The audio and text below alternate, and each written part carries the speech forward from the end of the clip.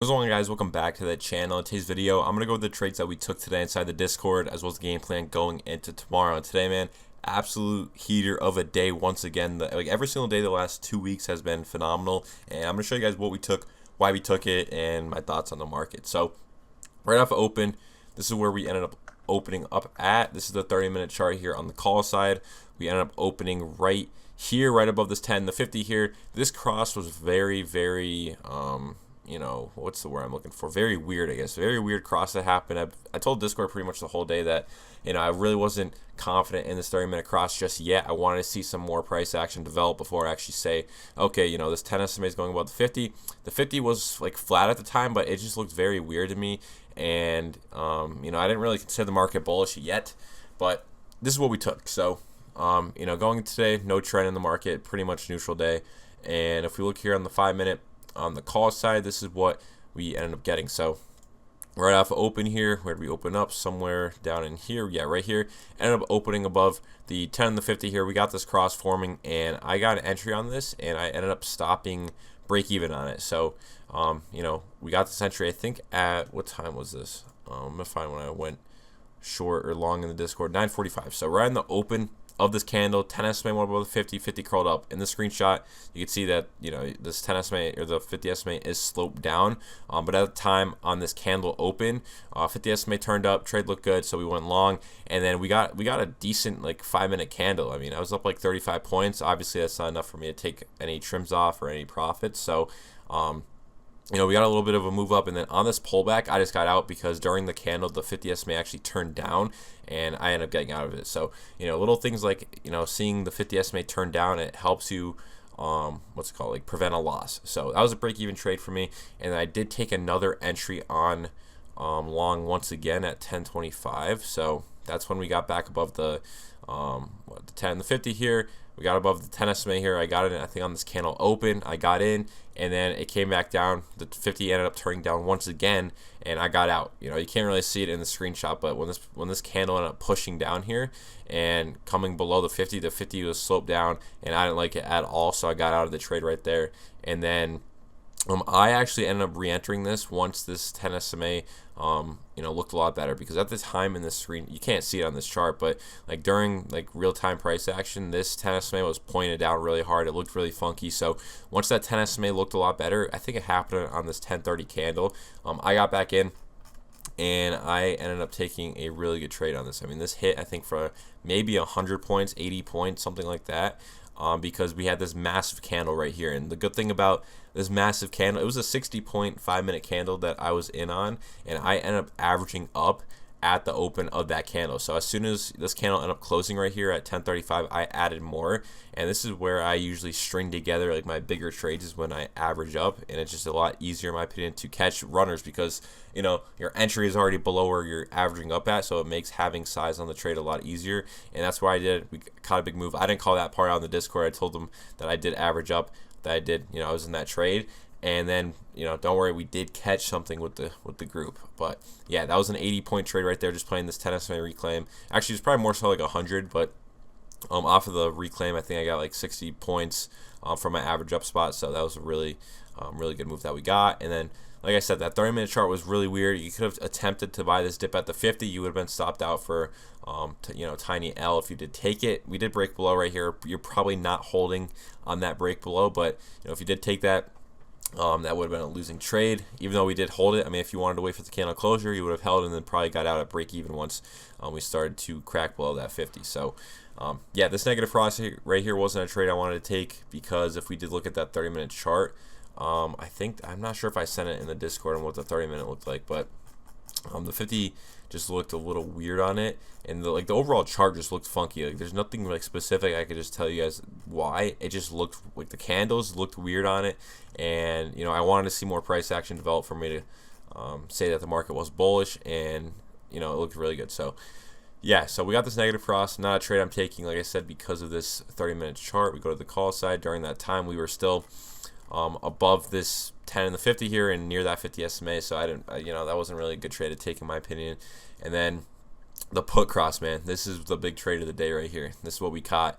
So very simple. All we did, take the 10 crossing the 50, 10 went above the 50, got my entry. I entered right on the open of this candle at 12:20, I believe. I want to check the Discord here. So 12:25 is when I actually took it. So 12:25, the 50 ended up curling up, and we got a really good move out of this. And it was a fat move. 10 above the 50. This candle, the 50 still wasn't curled up. So we ended up actually getting a nice pullback on one of these candles. It looks like from looking at this chart, it looks like an extended entry. But at the time, on the 5-minute, I know that the premium was below $3 when I got the entry, I believe. So maybe it was this candle. What time did I call this out at?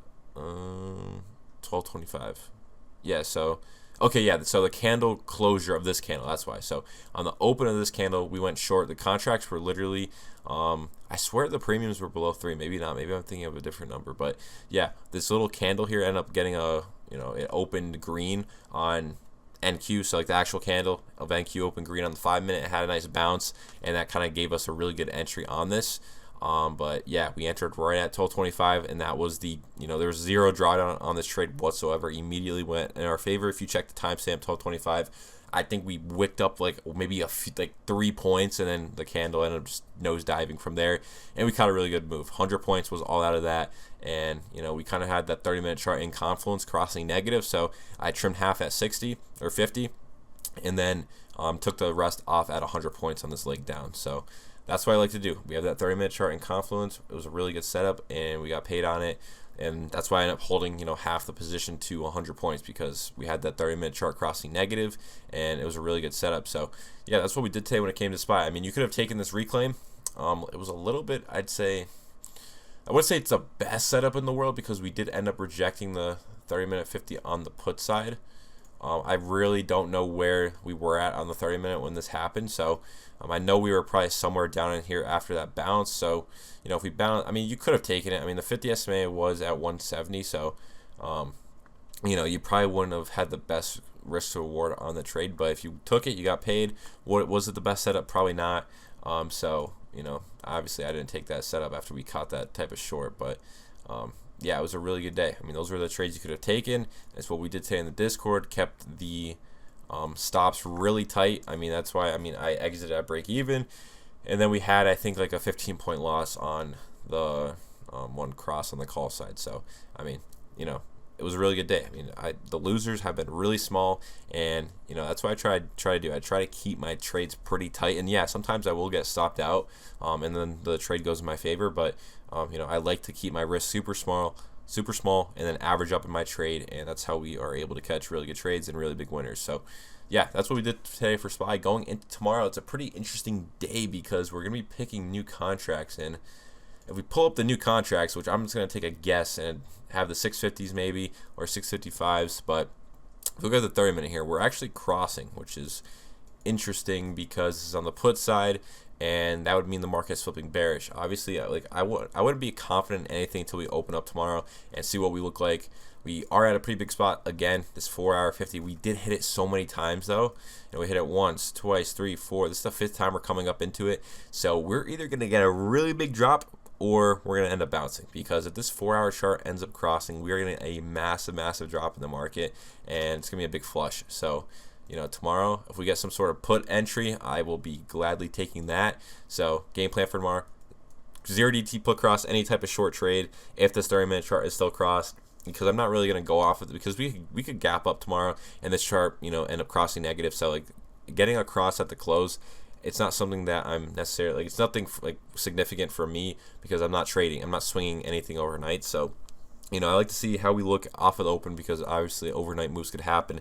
And, if we open up bearish, the focus is going to be on the short side until this chart loses the 50. And then if we gap up, lose this 10 and the 50 here, or we cross negative here on the 30-minute, then we're going to see another bounce in the market. And we're going to be looking for a call across, 10 SMA reclaim on calls. Those are the trade opportunities for tomorrow. You just have to sit back and watch one of those couple things develop. Are we going to continue with the bearish trend, or are we going to go back neutral, see a move up in the market? I mean, it's pretty simple. It's very situational. It doesn't matter what way we go, we're going to be able to catch a trade. And that's the great thing about the system. The last 2 weeks, we've been hitting everything. I mean, today was the first, I think, actual loss that I closed on the cross. where I actually like lost 15, like more than 5 points. I mean, we lost probably like 15 points on it, and then we bounced back with a 100-point heater. So I mean, still continuing the green streak when it comes to the system. But that's what we did today when it came to individual stocks.